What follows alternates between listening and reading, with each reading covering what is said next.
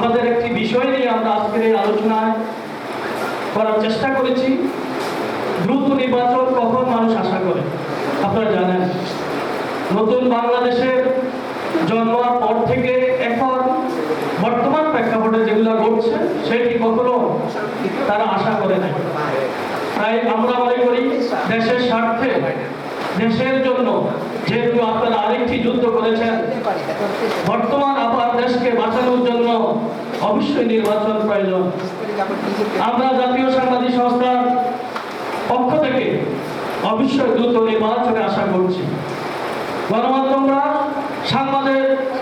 সমাজের যে রাষ্ট্রের চতুর্থ স্তম্ভ হিসাবে আমাদের অধিকার রয়েছে কথা বলার, যে কথাটি আমরা বিগত সরকার আমলে বলতে পারিনি।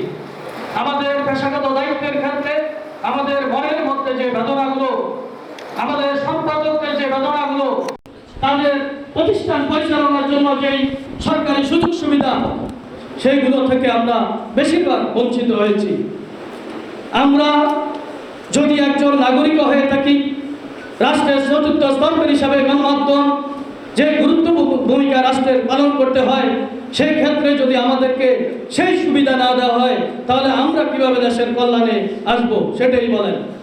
আজকে আমাদের প্রশ্ন, আজকে বিগত সরকার আমলে যে দুর্নীতি হয়েছে, সেই দুর্নীতিগুলো কার জাতির সামনে তুলে ধরেছি আমরা তুলতে ইনশাল্লাহ আমরা চাই আগামীতে যেন একটি নতুন সরকার এসে গণতান্ত্রিক প্রক্রিয়ায় দেশ পরিচালিত হয়, আর যেন এই দেশে আর এরকম বিগত সরকার আমলের কোনো দুর্নীতিবাজ আমাদের মাঝে থাকতে না পারে। কোনো দায়িত্বে সচিব থেকে শুরু করে নিম্ন পর্যায় পর্যন্ত যত কর্মকর্তা আছেন, তারা রাষ্ট্রের কর্মচারী। রাষ্ট্রের প্রতি তাদের সুদৃষ্টি রাখতে হবে।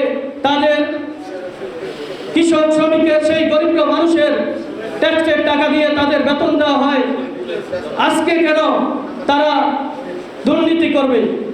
আমরা আশা করি গণমাধ্যমরা ইনশাল্লাহ, আমরা চ্যালেঞ্জ করেছি যে ইনশাল্লাহ আমরা আর সেই অন্যায়কারীর পক্ষে কথা বলতে চাই না।